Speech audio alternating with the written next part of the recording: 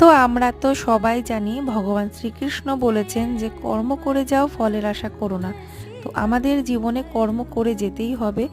যখন পরিস্থিতি খারাপ থাকে, যখন অন্যদেরকে ভালোভাবে চলতে দেখি যে তাদের কর্ম হয়তো ঠিক নেই, কিন্তু দেখছি তারা অনেক বেশি ভালো আছে, অথচ আমরা জীবনে ভালো কর্ম করে যাচ্ছি, সৎ পথে রয়েছি, তা সত্ত্বেও যখন দেখি যে জীবনে কঠিন পরিস্থিতি আসছে, তখন কিন্তু আমরা অনেকেই কিন্তু ভেঙে পড়ি।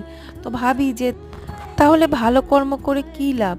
যদি যারা খারাপভাবে চলছে তাদেরই সব কিছু ভালো হয়, কিন্তু আসলে তা না। আমাদেরকে এটা জানতে হবে যে ভগবান তাকেই বেশি করে পরীক্ষা নেন, যাকে তিনি নিজের কাছের মনে করেন, যার প্রতি তার আশীর্বাদটা থাকে, তাকেই কিন্তু বেশি করে পরীক্ষা নেন। দেখবে যে ক্লাসরুমের বাইরে যারা ফাঁকি দিয়ে ঘুরে বেড়ায় তারা কি ভালো রেজাল্ট করতে পারে? নাকি ক্লাসরুমে বসে যারা পরীক্ষা দিচ্ছে তারা ভালো রেজাল্ট করতে পারে জীবনে?